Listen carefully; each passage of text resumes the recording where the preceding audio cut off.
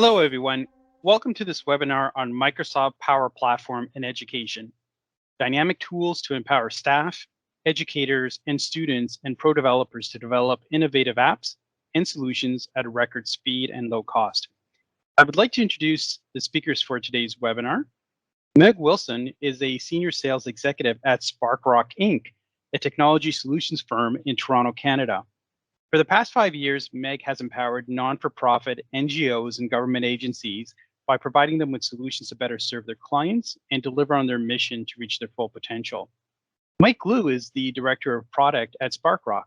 As a Microsoft Dynamics Nav and Business Central developer since 2001, Mike has been focused on building repeatable industry solutions that exceed customer expectations.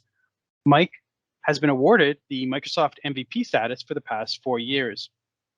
And Scott McKenzie is an instinctive communicator with a real passion for people, skilled in delivering business-led change, new technology programs, using creative, innovative, and engaging techniques. Having worked with the onshore and offshore oil and gas environments for the past 25 years, he's now taking on this experience to Fort Vermilion School Division and the public education workspace within Alberta and Canada, and has been awarded the Microsoft Innovative Educator Award for the previous 2 years. So without further ado, I'd now like to pass it over to our first speaker, Meg Wilson. Thanks, Nelson. Hello, everyone. Welcome and thanks for joining us today.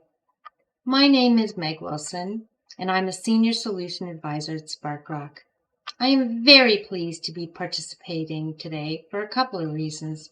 First, I love being part of any session that provides firsthand measurable evidence of the tremendous impact people can make when they are given back time and empowered with real-time data insights.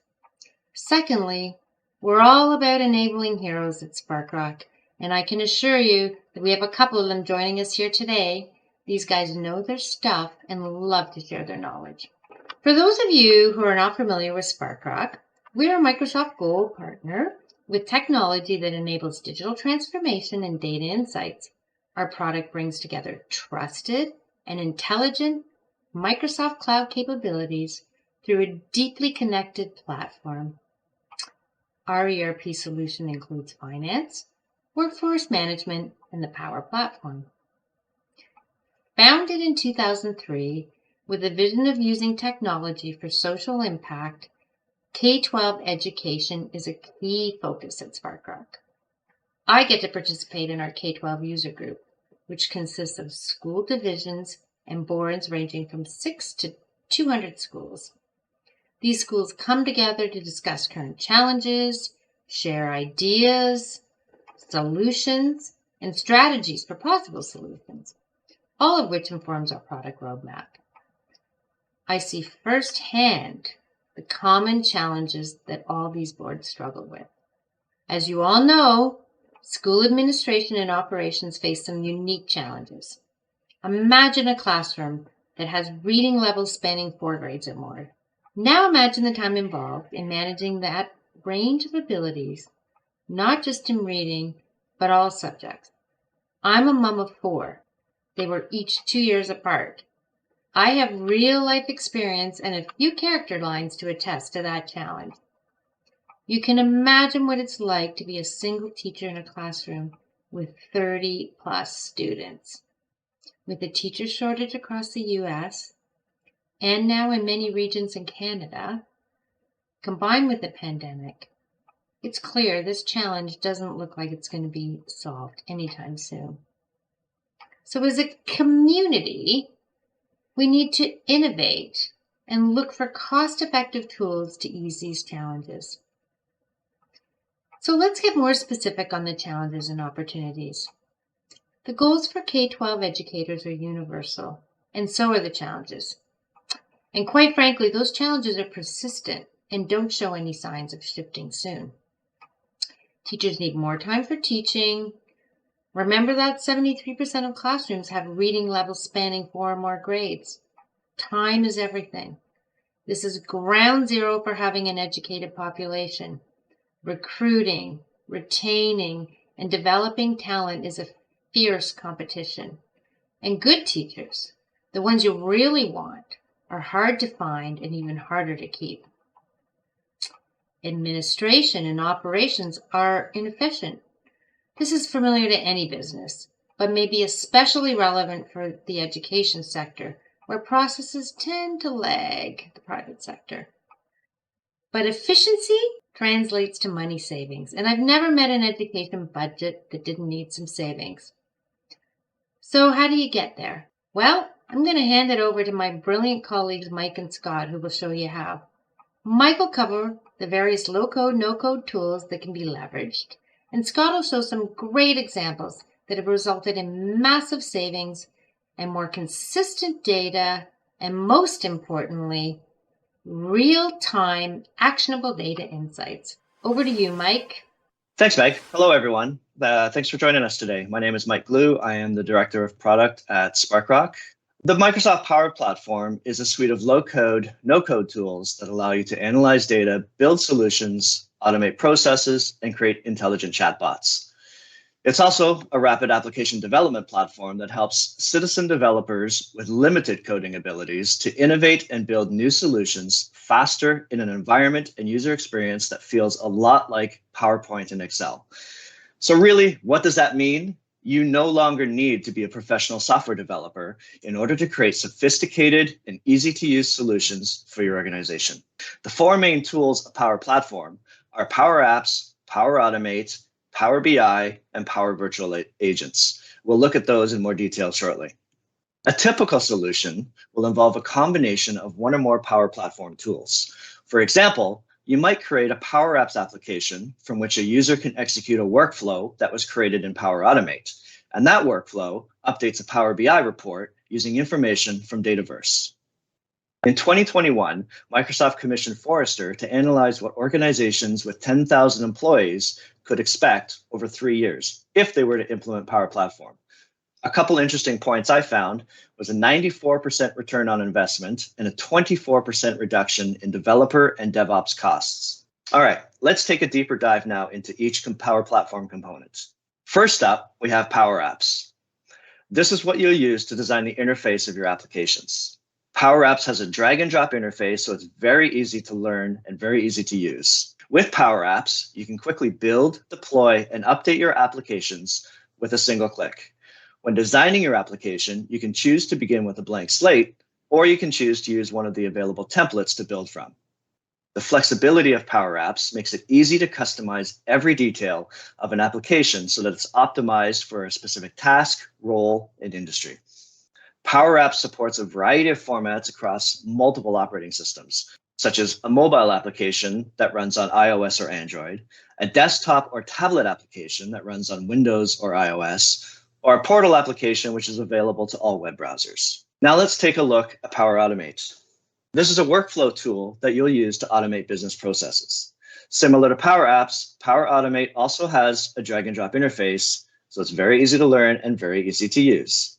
There are a variety of business processes that you can automate, such as attended processes that require some level of human interaction or approval, or unattended processes where the workflow executes every action and moves the process along without any human intervention at all. With Power Automate, workflows can be run multiple ways. You can run them on demand or by a click of a button. You can run them based on a particular event happening, such as when a new student record is created, or you can run them on a predefined schedule. Something I find very interesting with Power Automate is that it includes support for robotic process automation, or RPA for short. RPA is a technology that allows you to automate repetitive or manual tasks within applications that don't really have any native automation capabilities, like those old green screen or legacy applications. In Power Automate, this can be implemented a couple of different ways.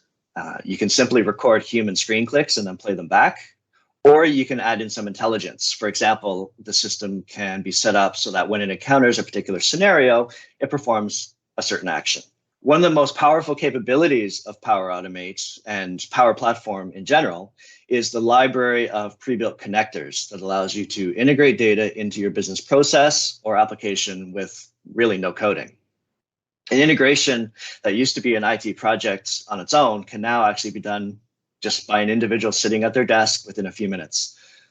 Currently, there's over 400 connectors from many well-known third-party apps and services like SAP, Twitter, Dropbox, Salesforce, and a host of others. Many of these connectors are not simply to just integrate data either. They also perform functions. So for example, the Microsoft Teams connector not only allows you to synchronize data back and forth with Microsoft Teams, but allows you to do things such as posting a message to a Microsoft Teams channel. If a connector does not exist for an application or service, you have a couple of options. You could use RPA that I mentioned prior, or you can choose to build a custom connector. Let's take a look now at Power BI.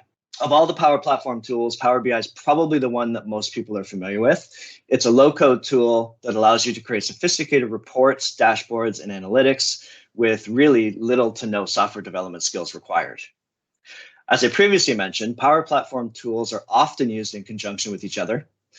Some examples of Power BI are the ability to embed Power BI reports and analytics within a Power Apps application, or vice versa, embedding a Power Apps application within your Power BI dashboard. Or how about even using Power BI to report on data about your Power Apps applications? You can analyze usage and trends, and you can fine-tune your applications as per how the users are using it. Power BI is also able to leverage the same 400 plus connectors in order to model and analyze the data from third-party apps and services. So those connectors, once they're set up, you can use them across multiple Power Platform tools. Over the years, Power BI has come a long way. It's no longer just about creating great visualizations. With Power BI, you can now do things such as including automated machine learning for predictive modeling. You can use AI visualizations to perform detailed root cause analysis, or you can even use Q&A visualizations, which allow your users to query the data and get results using natural language, instead of having to train them on how to write structured query language. The 2021 Forrester report showed that over 3 years, organizations could expect a 366% return on investment when implementing Power BI. All right, our next Power Platform tool is Power Virtual Agents. This tool allows you to create intelligent chatbots that can be used for things such as looking up data or handing off conversations to live humans. For example, a user could interact with a chatbot, provides a student ID, and then get some student record information returned to them. Or they could interact with the chatbot asks them a set of questions, they provide the answers to those questions, and based on how those questions are answered, the chatbot could then redirect the conversation to a particular department or a particular user. Chatbots can be incorporated in a variety of interfaces, such as an existing website, a Microsoft Teams chat, and even applications like Facebook Messenger. With Power Virtual Agents, you can leverage workflow automations as well that you create with Power Automate. So your chatbot could ask a set of questions, and based on the answers, it could execute a particular workflow that you've already created in Power Automate. There's also built-in reporting that analyzes the use of your chatbots. So you can fine-tune your chatbots, which really allows you to make sure that your chatbots are asking the right questions, they're capturing the right data, so that they're performing effectively and as you intended. Next up is AI Builder, what I think is the most interesting and powerful capabilities in Power Platform.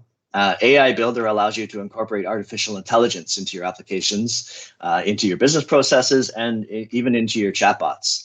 AI Builder comes with a number of predefined AI models, such as forms processing, which allows you to extract data from things like PDFs and electronic forms.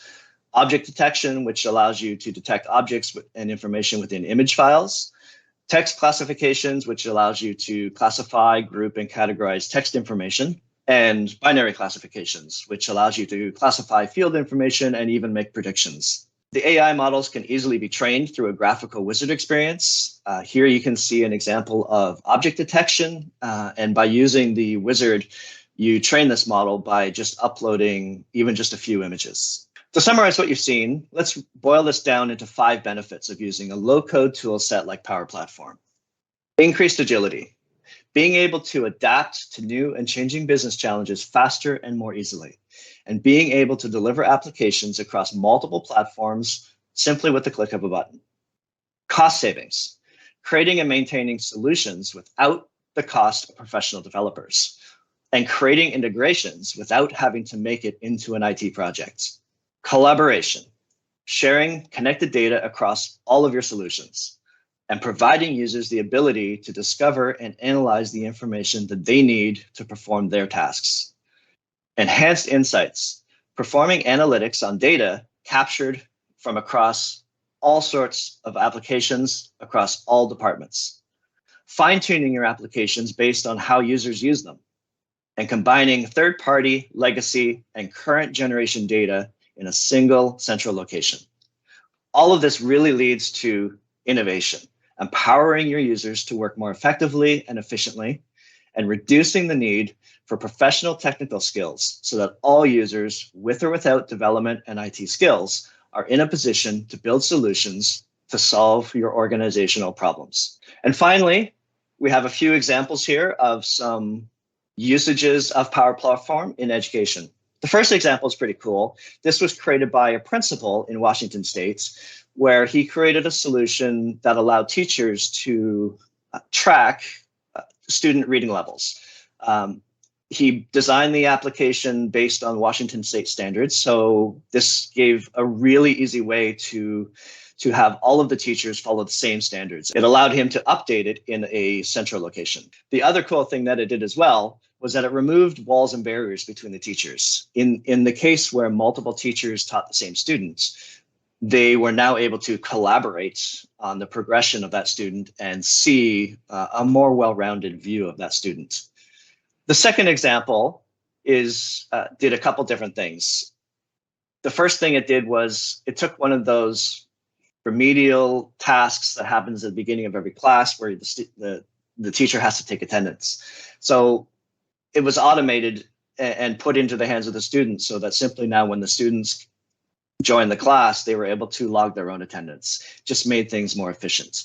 The other thing it did, though, was regarding assignments and homework. When the students are at home, they're doing their assignments, they run into something where they get stuck, perhaps, and they have a question. Typically, they'd have to wait for the next class to happen, which may be the next day or maybe a couple days away. So they're stuck in limbo while they wait for the answer to that question, and they can't move on. This solution allowed the students to get online and start collaborating with each other. They could ask questions, other students could then reply to the questions so that they were much more productive and they were able to get through their assignments much faster. And finally, the third example is a few examples really in one of things that can be automated. Those little tasks, those manual tasks that have to get done either daily or periodically. Things like logging reports, permission slips for field trips, various forms that have to be filled in. These can be automated, and you can increase efficiency for those tasks. Even though they may take a few minutes at a time, you can still reduce that time and make things more efficient. You can standardize submission criteria so that if there's rules and required information that needs to be given, you can standardize that. And then finally, you can centralize the data collection. It's really easy to throw things in a file cabinet, they get lost or they get misfiled. But when you automate things like this, you can make sure that that data is collected in a single location and you can find it later. And with that, that brings me to the end of my presentation. Thank you. Enjoy the rest of the webinar. I'm going to throw it over now to Scott McKenzie. He's going to show you a few really cool demos that he's put together. Thanks for that, Mike. My name's Scott McKenzie. I'm from the Fort Vermilion School Division. Today, I'd like to show and sort of explain a couple of things that we've done with Power Apps over the last couple of years. So Fort Vermilion School Division, if you don't know, we're actually in Alberta. We're in the northwest, and we actually cover about 12% of Alberta's landmass. We have 16 schools, and it's a pretty fascinating school division. We have a lot of First Nation students. We have a very strong and large Mennonite community, as well as Filipino communities up in high level. The area itself is actually the size of New Brunswick, and part of our biggest challenge is obviously getting to these remote areas. Over the last couple of years, a number of school priorities have focused around our literacy and numeracy standards. When I first joined Fort Vermilion 3 years ago, literacy standards were one of the big things that we were looking at. The challenge with literacy has how to be improving it. Power App and the Power Platform itself is only one tool set. It's supporting our teachers, it's supporting our leadership. None of these things have changed without great teachers and without great leadership. Power Platform and the Power Apps tools that we've been using is augmenting their use. So one of the big challenges we found initially was, it's a very transient workforce in the education community. How do you manage to maintain something that's pretty easy, pretty familiar for people to use, that doesn't require a lot of training? So initially, and still to this day at this moment, we actually use Excel. I know a lot of people will sort of go, oh, Excel, but for a tool for getting people in and out is actually pretty easy. However, Excel is only part of the story. Over the last couple of years, we've been using Power Platform, specifically Power BI and Power Automate extensively. Our literacy program focuses around what's called the 3T. So it's 3 clinical psychology tests that actually look at reading standards. If you're traditionally going to do this, it would take a teacher approximately, if you're looking at a normal class size of about 30, it would take a teacher about 2 hours to score these students. So if you take a typical K-9 school, and you take maybe 2 classes per grade, you're looking at 18 classes.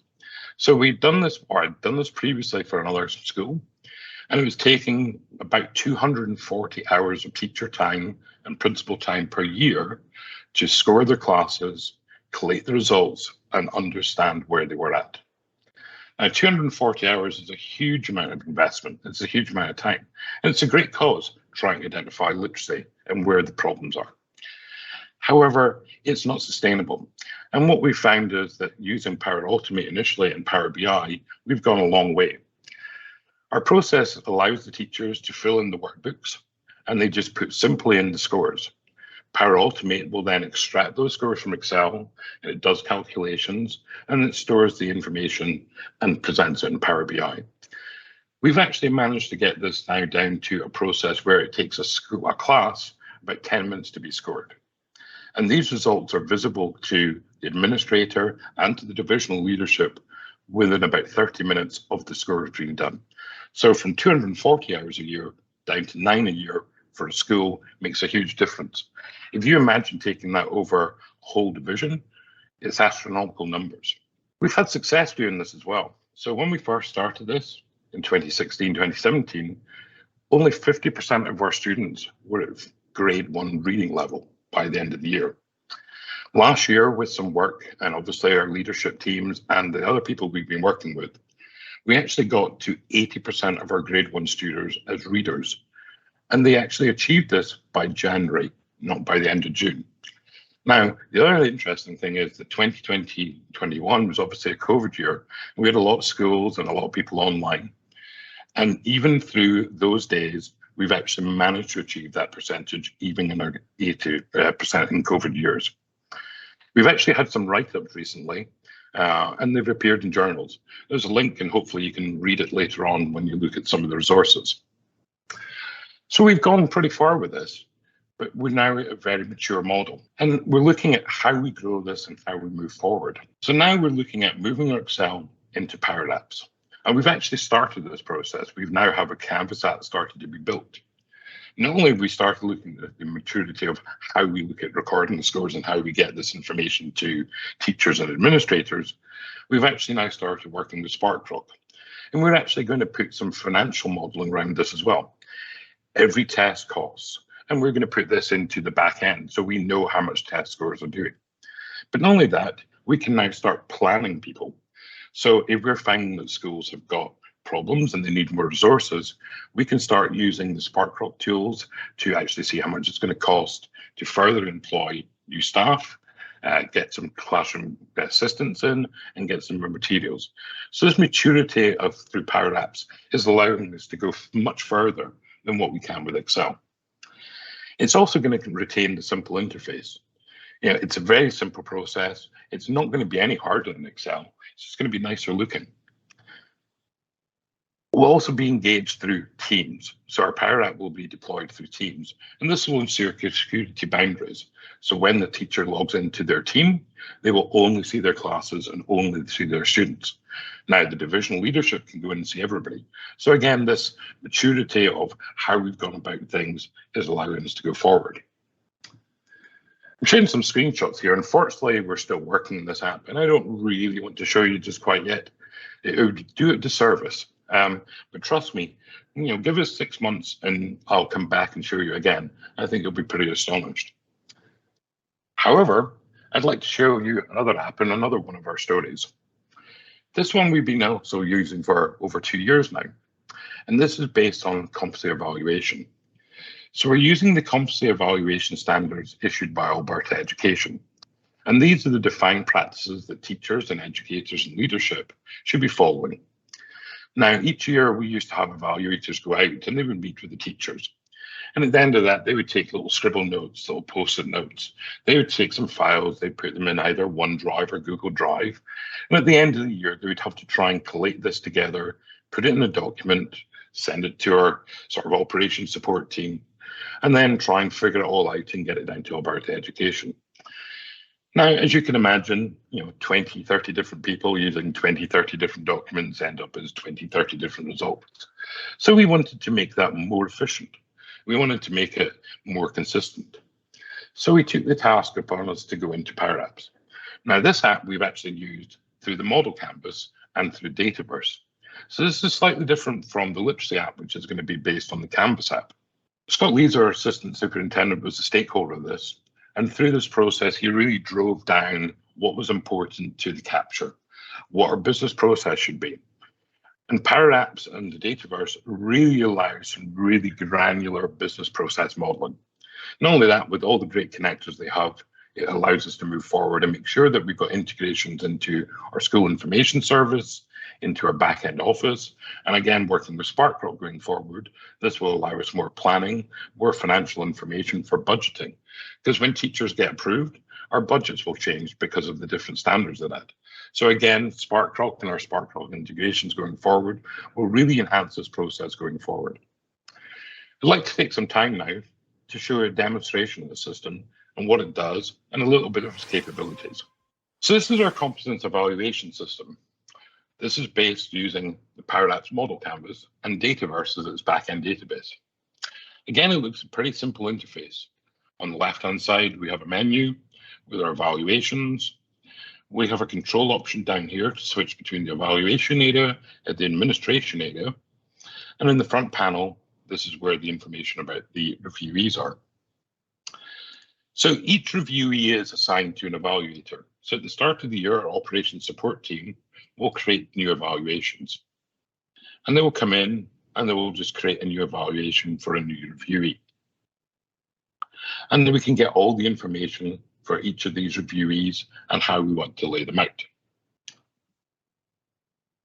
I've got one already built. So this one is my one for this year, and it's based on one of our learning standards. And this one is actually the leadership quality standard.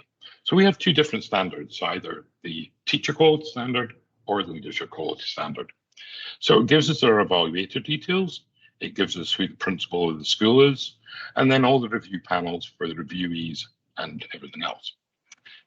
The competences are broken into different periods. Now, on the leadership quality one, we actually have no period 1 or period 3 competencies. However, the system understands this through the administration tool, which I'll show you in a minute. But it does build them for both period 2 and period 4.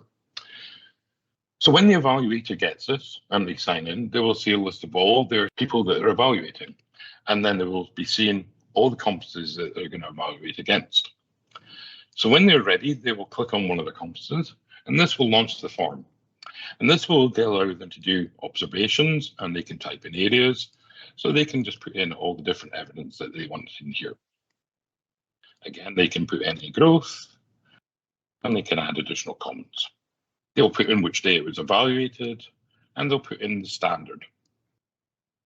Once they've done that, they'll save it and close it. So again, a pretty simple interface for them.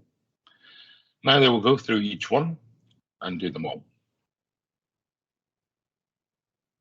So this makes life very, very easy for people, and they go through it. Now, once they've actually done all of their assessments, they can actually go and get evaluations back, and they can actually ask for the reviews. So I'm going to do this one here, and they can actually go and get acknowledgement from the reviewees. So we don't actually have the person getting reviewed actually in the system. We actually use another component of the Power Platform and the Dataverse called Customer Voice. And it's actually an add-in you can use, and it's actually a form system that ties in with this. So what Customer Voice does is it goes in, or what Power Automate does is it actually goes and gets all the information from each of these lines. It compiles them into an email, and it sends the email to the reviewee.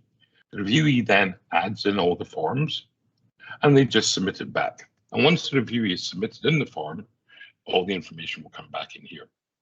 It makes life very much easier. Again, once people have gone through and filled it in, the process here, they can manage and go along the different stages. So once I've completed all my evaluations, I'd mark it on. Once I've done that, it will then be forwarded on to the principal. The actual ownership of the record will move from myself over to the principal. The principal will get a notification through Power Automate, who will then go in. He will then go in and fill in any comments that they want to have within that reviewee. Once they've completed, again, we'll move on to central office. And when central office has done it, we'll get a final acknowledgement from the reviewee. So it's a pretty simple looking process, and it's a pretty simple looking app. However, this is amounted to huge, again, time saving. It's the simple things, having to get multiple documents, different formats.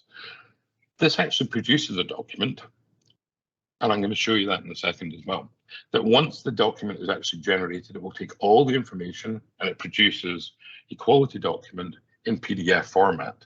And this is able to be submitted by the central office team to Alberta Education at the end. Once the acknowledgement's been done, again, moving forward with our process, this is where we'll start integrating with SparkRock and going through into some of our financials.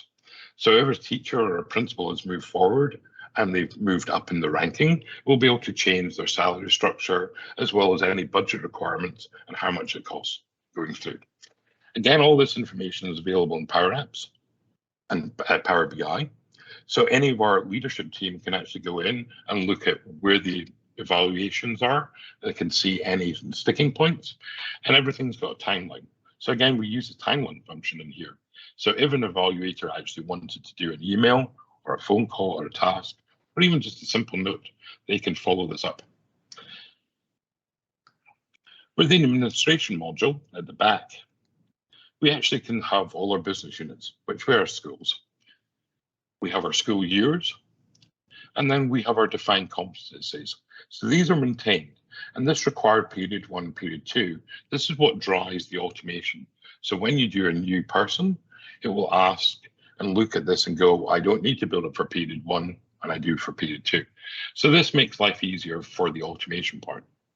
Again, we have all our users, but within here as well, we actually store all the processes that are being done in Power Automate. And these are actually stored against the individual record.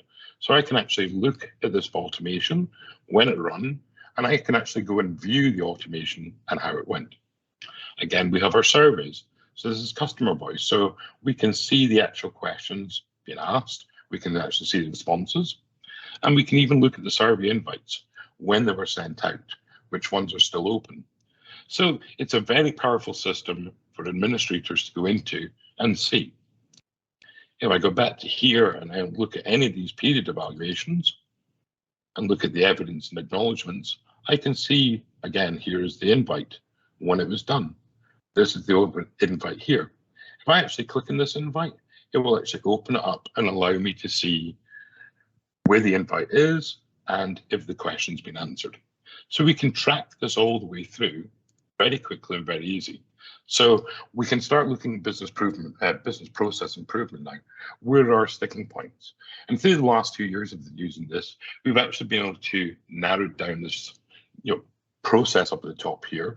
We used to actually have a lot more stages, but now through understanding and just, again, process maturity, we've been able to really reduce down what is critically needed and what we can hide behind the scenes and let Power Automate do. I hope our stories have inspired you to move forward or maybe have a look. And I'm going to hand it back to Meg, who's going to give you some hooks to maybe come in and have a look at what you can do within your school division. Thank you again. Thank you, Scott. Wow, these are two powerful examples that demonstrate that through effectively aligning people, processes, and technology, K-12s can connect the dots between programs and outcomes and move towards effectively allocating scarce funding. So inspiring to see the impact your team has had as a result of moving that grade 1 reading needle. I mean, that impact is lifelong and exponential. Truly the work of heroes. Congratulations on these very impactful results. So on to the hook Scott mentioned. I know you will all agree we want more of these awesome stories. Therefore, we've got a couple of offers that can help K-12s get there. First off, there's some fantastic free self-learning programs that you and or your team can take advantage of to get started with learning the Power Platform and get connected with the community. However, for those who watch Scott's presentation and are inspired, we are offering private sessions for the first 10 respondents. So come to us with one of your metric problems that's similar to what you saw today. We'll work with you to evaluate the possible savings and make some recommendations. And there could be a little more. Or come to us with a challenge that'll force us to brainstorm. We love to innovate, and we'd certainly like to sit down and talk about how we might help you solve that problem. As I said at the onset, these challenges are universal, so solving for one will solve for many. If you're interested in learning more or taking advantage of our offer, please jot down this information and shoot me an email. Well, everyone, thank you so much for joining us today. We're looking forward to hearing from you. We're now going to open it up for some questions.